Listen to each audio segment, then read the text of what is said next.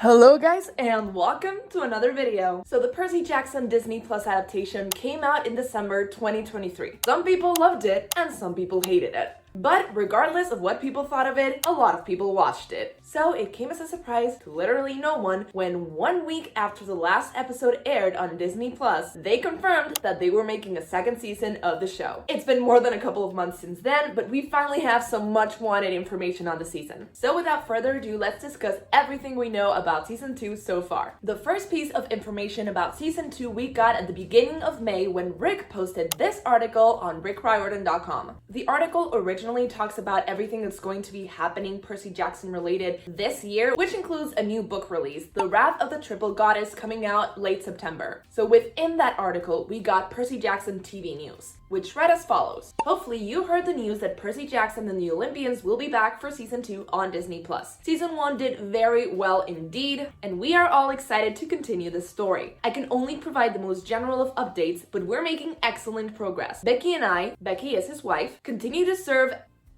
as executive producers the same way we did on season 1. I read every outline and every script, making notes as needed. So this is something that I was confused about in season 1 because I thought Rick was way more involved in the writing process. I thought he was one of those people writing the scripts, not just giving notes, but it turns out he wasn't. I feel like that's also very telling for how season 1 came out. I don't mean it's bad, I just mean that it's different. As I said before, TV is a team sport. It is impossible for any one person to control every aspect of such a huge endeavor. When you watch any show, you're watching the collective vision and creative input of an entire team. That said, everyone involved is committed to bringing the Percy Jackson story to the screen in a faithful way, but also adding value and depth with glimpses into the characters' lives and backstories so that even fans who have read the books 100 times will find new enjoyment and a few surprises. This feels like Rick responding to people being like, you said it was gonna be a faithful adaptation and it really wasn't. And he's like, it is faithful, it's just, it has that little bit of extra flavor. If you're interested in people hating the show, I will soon be reacting to 1-star reviews of the show, so stay tuned. Subscribe and click that bell button so you don't miss that video notification. Our job is to build on the solid foundation of season 1. I'm a perfectionist. I believe that we can always do better. I think we're off to a good start with the new season as we recreate the Sea of Monsters. I'm happy to hear that they are going to build on the foundation of season 1 and keep making it better. I always say this, season 1 is a diamond in the rough. It's pure potential and it can only get better from there. I'm really looking forward to seeing what they consider to be a better season. Then Rick moves on to explaining the process of the script writing. We are working from an 8-episode outline that I created last year, detailing what each episode will cover from the book. From there, the writer's room has drawn up a more detailed outline of each episode with my input. I love that he keeps being like, I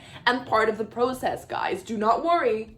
I was there. I have read all those outlines and they're in really good shape. The next step is writing the actual scripts. Half of those are done and the rest are in progress. I am pleased with the results so far. This is interesting because if only half the scripts were done by the time he posted this in early May and they're going to start filming late summer, beginning of fall, that means they only have a couple months left to finish 4 scripts. So Godspeed. Okay, then he moves on to mention the artwork. Our team has begun designing sex and creature artwork. Everything I have seen so far looks incredible. I am constantly amazed how our designers can find new ways to bring these scenes to life. If you've read the book Sea of Monsters, you already know some of the treats that await you, but I won't spoil the surprises. So there are a lot of monsters in Sea of Monsters, obviously, as the title implies. And we're going to see in an interview later in this video what creatures our main cast is excited to see the most. Then Rick moves on to talking about casting, probably the bit that everyone is most excited about. Our core team of actors is so excited to get back to filming, and so are we. Regarding new castings, as I mentioned before, that is all handled by our casting director. I don't get involved until they start sending the producers audition tapes to look at. I know of no plans for open casting calls for any roles, so I would not expect any announcements from me about how to submit for this role or that role. I can only tell you that all the actors who have made it onto our show got the job because they've worked incredibly hard for years learning how to act, committing themselves to their careers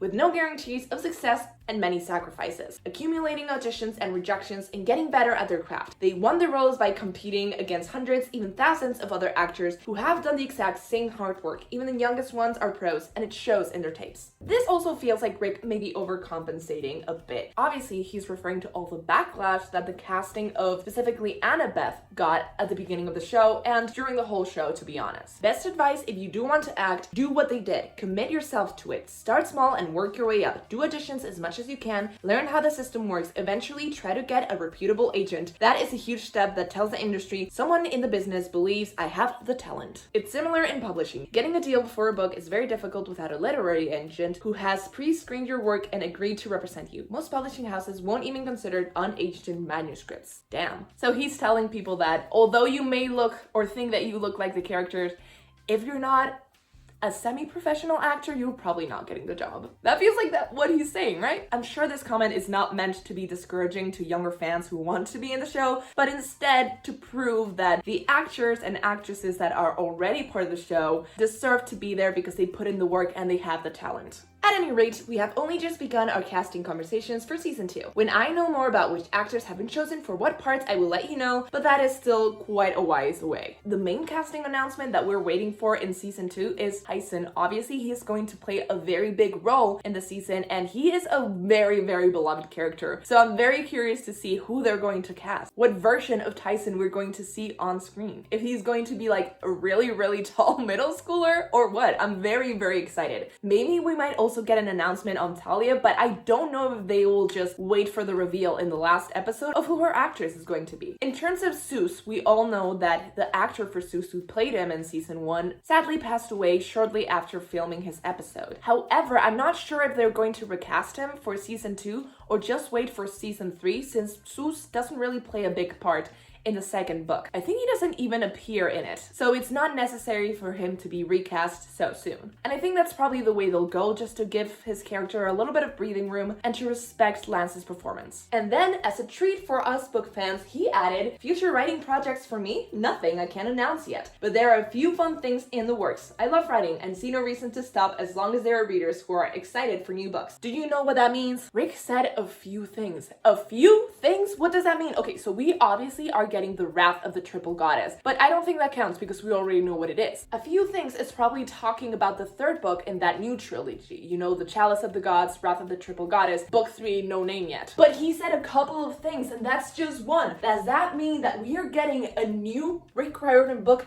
set in the Percy Jackson universe? Because we all know that we don't really care about anything else that he writes. If it's not in the Percy Jackson universe, that's just the way things are. If we are getting a new book, my money is on a short stories or novella bind-up where we get to see glimpses of what our other main characters are doing. And my money is on the Percabeth and Grover road trip that they take from New York to New Rome that is mentioned during the Trials of Apollo, though I would love to see that as a whole ass book. And also something about the Hunters of Artemis, specifically obviously Talia and Reyna. I need to see something about the two of them together. And maybe even something that mentions Magnus Chase and Alex. And while on the topic of asking for things, I would also love to see another crossover of universes, specifically Magnus Chase and Percy Jackson, where we have Magnus Chase, Alex Fierro, Nico D'Angelo, and Will Solis, because the internet would explode and my heart would too. Let's not forget there was a weird comment in that one book about all the gods going crazy together, all the different gods. So I'm still waiting for that big finale of all the mythologies coming together. Was no one going to tell me that this fell off again? How embarrassing.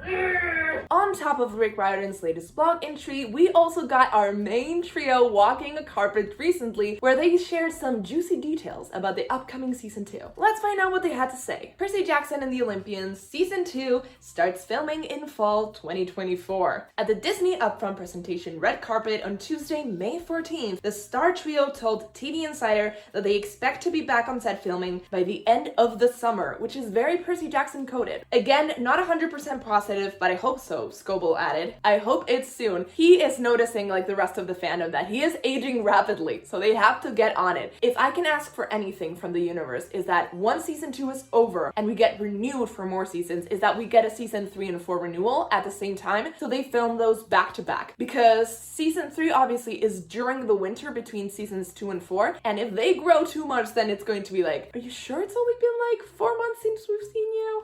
I don't think so. There's another book character making their debut in season 2, Tyson, Percy's Cyclops half-brother. Scobell told TV Insider at the Disney Upfront that Tyson is what he's most looking forward to seeing in the new season. I think that's pretty true for almost all of us. Tyson is gonna be so cool, man, Scobell gushed. I really can't wait to see who they cast. Jeffries explained that Tyson's debut is exciting because he's not just a guest star, he's a new cast member that's going to be there for the whole time, and then he's going to be there as well for most of season 4 and a bit of season 5. 2025. It's not like we're pulling Dior or Charlie that we've already known for the whole time. We're pulling a whole new family member. I'm really excited for that, so we get to show them all the crazy things that we do. They're like family, they're so adorable together. Scoble says that season 2 is the last fun season because the series will get dark. I've seen this a lot in the recent interviews. They're like, it's going to be more fun, it's going to be more light, and it's true, but there's also a moment in book 2 where Percy just falls into the water. Spoilers for book 2. And he thinks that Tyson is dead, and he's like, I wish I could just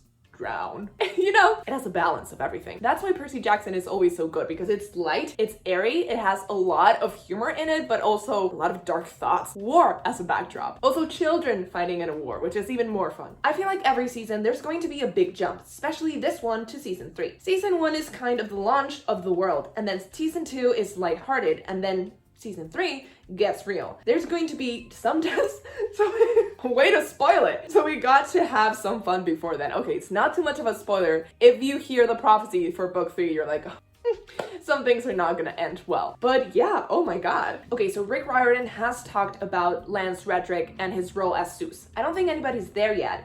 There's also just a little bit of denial, I think. That's something that we're gonna have to deal with. But we're incredibly grateful for this character that he helped build and the presence that he created. I do not envy whoever has to step into his shoes. And then Riordan and Stevens said he had the power, he was a perfect leader, and to see him embody Zeus, the king of the cosmos, was just incredible. So it's bittersweet, but I'm glad that one of the things that the show can do is be a coda and a tribute, and one of the last performances. So lastly, they talk again about the release date, which is mostly what people are looking forward to hearing. I'm thinking it might be December of 2025. Once again, but we'll have to see. It's too early in development for Riordan to be able to provide a guess on when the new season will debut, but season 1 started filming in Vancouver in June 2022 and wrapped in February 2023. Season 1 premiered on Tuesday, December 19 on Disney+.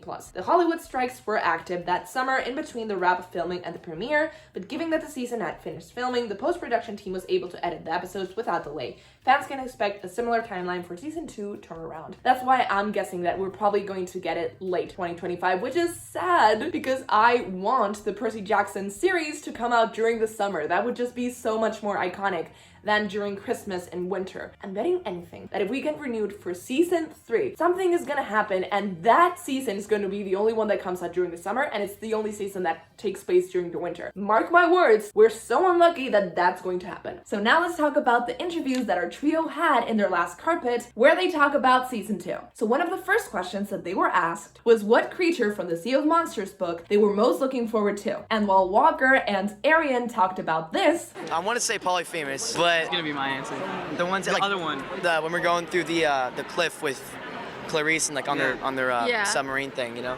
I can't wait for that scene. That's gonna be awesome. Leah just mentioned, I just want to get my hair done, but I can't wait for that scene. Cersei's Island? Yes. which is adorable because already there's so much fun art, like dreaming up what she's going to look like in Cersei's Island when she gets her makeover. I'm really excited to see that, and I'm happy that she is too. After that comment from Leah, Walker moved on to talking about the wardrobe. Hopefully we get to wear shorts.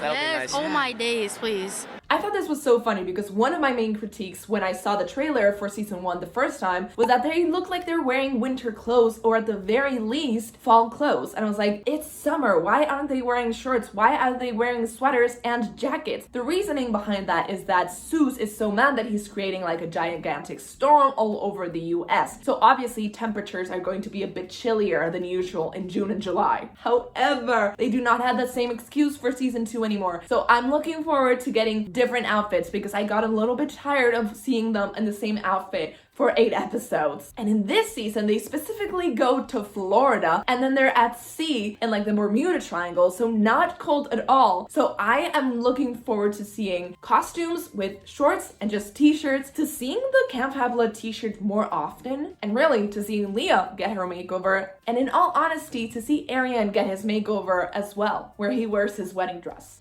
Next, the cast was asked what moments from the books they're most looking forward to. I can't wait to see all the Princess Andromeda stuff, all the stuff on the yacht with Luke and what's it, casket that Kronos is in, or Yeah. sarcophagus, what do you call it? Yeah. Yeah. And all the Golden Fleece stuff, and the hippocampi. That's gonna be really cool too. So of course, Walker mentioned a creature and Leah mentioned a new beloved character. Even though it's technically like a I want to see creature. how Tyson turns out. Yeah. I really want to Tyson's see gonna who be that awesome. I is. can't wait to see who they cast for Tyson. Exactly. Then Aryan moved on to talking about the Hydra fight. I'm excited to see you guys do the Hydra fight. That'll be me, guys. I'll win. No, yeah, you're kind of carrying it. Oh yeah. Yeah, the whole time. Obviously. Yeah, Annabeth wins versus Hydra. for sure. And I just gotta say, from this interview and from many others that I've seen from this trio, I just love their dynamic. They're so cute. And I love that at the beginning of this, they're like bundled up. They have their arms over each other, and it's so good to see that they actually have a good dynamic and such pure chemistry in real life. The next question that they were asked is what they spent their Percy Jackson money on. So of course, their answers were, I don't know. I'm trying to like save up for college, so I just got like a Porsche. I bought a lot of katanas. I have a lot of katanas. Well, this is the thing, like, joking, but he's really not. I'm not joking. Actually, no, I bought a trident too. I bought farmland full of goats. and throughout all this, obviously they're joking. They're not making fun of the interviewer, but clearly it's all a joke. And it's just so nice to see their bestie dynamic. Apparently, Leah got a golf cart. I got a golf cart for my birthday. Driving around, take a little stroll. And I'm so thankful that now I have this information because it's context for this video that we got months ago.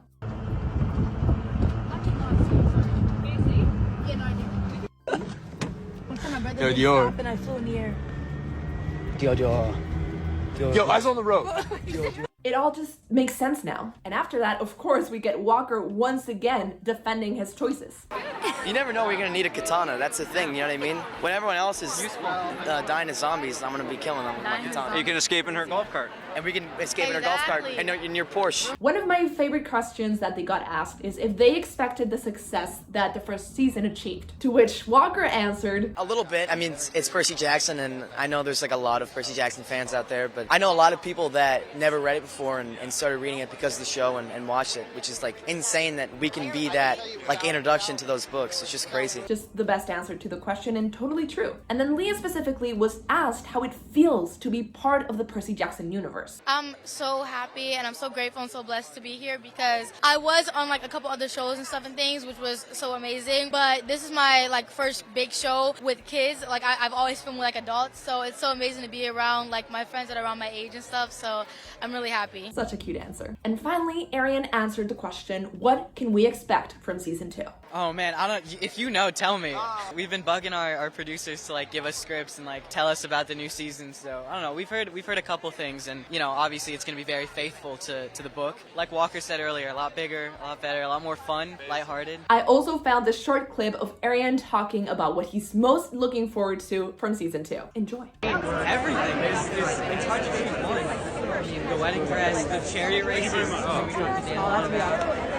All the new characters, like Tyson and everybody from the books. Book 2 is like the most lighthearted. It's like a little fun before everything starts going downhill. So aside from all that information, we also know that there's going to be a new executive producer in season 2, and that's one of the writers of episode 8 in season 1. So I'm very excited because episode 8 was one of the best ones overall. Please leave a like if you like this video, comment down below what you're most excited to see in season 2, and please subscribe if you haven't already if you want more Percy Jackson updates, and click that bell button so you never miss any of my videos. I post videos every single Friday, and I guess I'll see you guys next time. Bye!